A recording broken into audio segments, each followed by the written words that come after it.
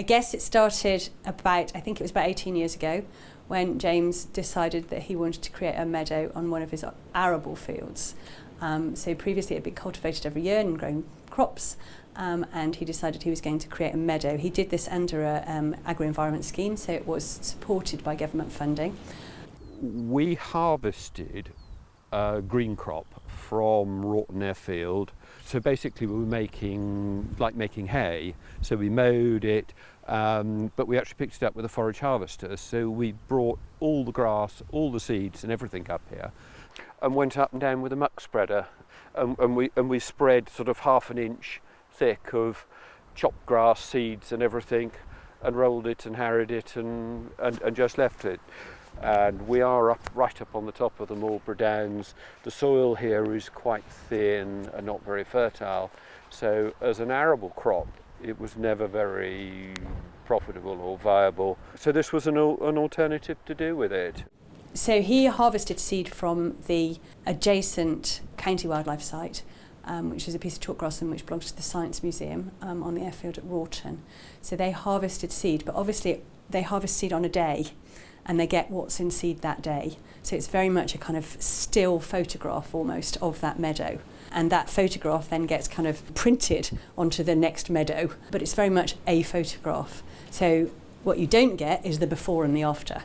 But you don't get the early seeding things, the things that seed and flower early because they've been and gone, and you don't get the later things because they aren't in seed yet. So what we wanted to do was fill in the beginning and the end. So we spoke to Donald McIntyre, Emmersgate Seeds, who has been an absolute inspiration. And he put together a list of 6 or so different species to just supplementary seed it. And so we added the seed into the mix. And that sounds very easy, but it's a really difficult thing to do. And it's something that we've learned how to do over quite a long period of time. It's 3 years minimum between putting the seed in and things appearing. But if you look at the meadow here, we have really got a wonderful diverse species here, and it just provides an environment that is good for wildlife. And you've got skylarks singing away. We came up here, we had a red kite just as we walked into the field. Then normally we've got an abundance of corn buntings, and there's a pair of grey partridge on the further side of the field. So it's lovely to see that diversity coming back in, and part of that is because this is it's left alone. We don't disturb it. The rest of the sort of arable fields, there's a fairly regular sort of tracking through of inputs and mowing them and topping them and things. So this field will get harvested for wildflower seed at the end of this week, which they come in with a brush harvester, which is a little bit like a vacuum cleaner, that you've got a series of brushes that will sweep up and will extract the seeds out of the seed head. And this is a bit of yellow rattle, and this is one of the seeds that they're very interested in. And there is your little yellow rattle seed. In 2015, when we put these species in, we only planted 340 grams of seed per acre. The whole field here was sort of about 1/2 gallon of seed, and you would think that was, so yeah, it was 4 kilos or something that was spread over a 50-acre field, and you would think that was so insignificant it was never going to work. And yet 5 years on, all the species that were planted are now sort of apparent and spread over most of the site. So that was a really great thing to do, and I think without the Marlborough Downs it would have been quite a difficult thing to sort of, in hindsight, you'd say yes, I'd invest the money in it, but I think Gemma had more confidence than we did, and so through the Marlborough Downs they sort of purchased this seed, because it's very labour intensive, the sort of harvesting of wildflower seeds, but what a benefit now. And that's a one-off? We've only done it the once now. Yeah. 2 years ago, we harvested 3/4 of a tonne of yellow rattle seed, which I think represented 30% of what was harvested in the country. So its field is quite a significant generator of wildflowers, and the yellow rattle is so critical within the establishment of wildflower meadows because that is the species that suppresses the grass. We had already looked at Nikki's meadow, and she had a very boring bit of nothing grassland, just grass, a few bits and pieces in, bit clover, nothing very exciting at all. A very grassy meadow. And we thought, well, we want to spice this up a bit. But instead of taking a snapshot, we're going to make the movie here. So we put together a bespoke mix of flowers that would flower from very, very early right the way through the whole spectrum, the whole season, from spring right the way through to late summer. And obviously in that way, not only are you getting the flowers, so the beauty of it, but you're also, you're providing for the pollinators and the insects and everything right the way through the year. So you don't get that kind of snapshot. So yeah, Nikki's, we made the movie. And we did that by, first of all, taking a hay cut, then grazing the sward down. So it was really, really short and really tight, much shorter than we would normally want it. We then put a set of discs across it. So discs are absolutely what they say, sort of kind of sharp discs that you pull behind a tractor. You can adjust the angle of the disc so it can cut shallow or a deep cut. We cut quite shallowly, and all that does then is cut the roots of the plants that are there, turns a bit of soil over so you've got a bit of bare soil, so you've got that germination opportunity. What it doesn't do is kill what's there, because a lot of people think the only way to really create good species-rich grassland is to start from scratch and spray off and get back to bare soil and then create a new habitat. The problem with doing that is that as soon as you turn the soil over, you release all the carbon. So, apart from anything else, you upset the soil biota, so that isn't good. And you just provide germination opportunity for everything, not just what you're planting. So all the ragwort, all the thistles, all the stuff that you don't really want to encourage in also comes in. So we didn't want to do that, as I say. So what we need, though, is a bit of bare soil. Because wildflower seed obviously just drops from flowers. It doesn't get drilled into the ground, it doesn't get dug in, it just drops from the plant onto the ground, but it needs some bare soil. It needs trampling, and usually that comes from animals grazing. We rolled it, so it's got really good contact with the soil and the soil moisture, which is essential. So wildflower seed needs light and it needs moisture.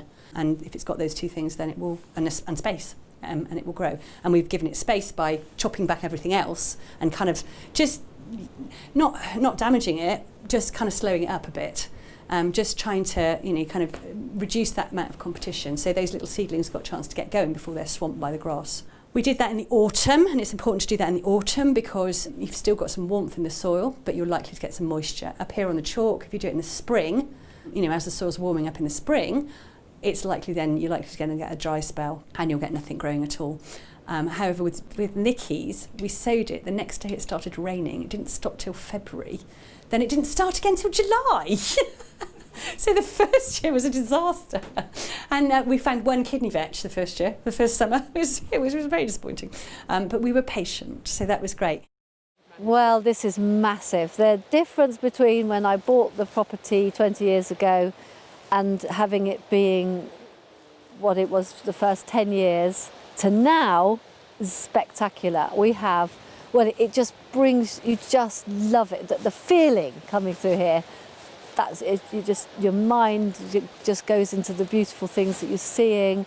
You drift into, a different space. What's happened here is the flowers, the grasshoppers, the bees, all the bugs. It's so different. I mean, we're looking at, it's like sun and the moon. It's just so different. Yeah, it's hard to explain the feeling I have when I come into this field against any other. It's just amazing. Well, I started when I started to change everywhere from arable to grass. There was a massive difference already. The way I could use the property and the bugs and the beetles and all the flying insects and the birds and the noise and the sight and sound of it changed so much without doing any propagating of the flowers. So I was already very inspired to do that. And then I saw James's field and I saw what Gemma was doing, and I thought, I like this. Can we ever make these fields like that? So we picked these two fields here, and there was ragwort, there was rubbish, and I honestly did come into it thinking, how on earth am I going to suppress all of the bad things without doing anything? It's all organic here, and actually get this, you know? And here we are, and it is to do with, we put the seed in, and we hard grazed, and we waited quite a while, but you know, there was an instant change from the normal field to the, you know, the flowers came up, but over the time, over a few years, here we are with this. So I would say to anybody, you know, go for it. It does work, and it's not very hard work to get it there. You know, it's beautiful. And how has it been for you to be part of the Marlborough Downs Space for Nature in that kind of collaborative effort? Well, it's lovely to be involved because you hear everybody else's stories, you get inspired by what people are doing. Hopefully what I'm doing in some way will mean that a farmer maybe who is very into the crops and the pesticides and all the, you know, all of that, they might be inspired to go, I will put a little patch in. So there's lots of reasons why I really would like doing this, because I think it's a great showcase for how you can do it, and we're all local. So if I can do it here, next door neighbour can do it there. Yeah. Well, this was known as Park Barn, and it was a small racing yard, and in fact Sir Gordon Richards started his training career up here. He lived up here and he trained his horses, and out here you can see the training gallops. But we've got this wonderful area, and Gemma and I've decided a couple of years ago that we would turn this into a wildlife reserve. And what we're trying to do is to concentrate all the things that we've learnt on the 25,000 acres of the Marlborough Downs into this one area, so that people can see all these things. They can see what a beetle bank looks like, what a bug hotel is, how you put kestrel boxes in the woods, what an owl box is. All these things in one place, so that if you want to do the same thing in your garden, you can. We've even got a small wild pond, and it's going to be great to look at all these things in one spot. We've been looking at James's seeds, is that we're going to use his seeds to sow into this area so that people can see the progression, what it looks like before we've planted it, how long it will take over the couple of years to grow, and then you come back here in 2 years' time and it'll look completely different. My father bought this land in 1937, so we've been here quite a long time. And of course in his day it was all about dig for victory. All the hedges were ripped out, all the ponds were dug up and filled in, and it was a desert really. There was, you know, he saw the wildlife deteriorate over his time. The fields were denuded of wildlife without all the habitat. And now we're in a lucky position of being able to put all this stuff back, and we're seeing how effective that is. You give wildlife that right habitat and it will come back. And that's what we're doing. We're just providing this habitat, we're feeding it, and we're watching it flock back.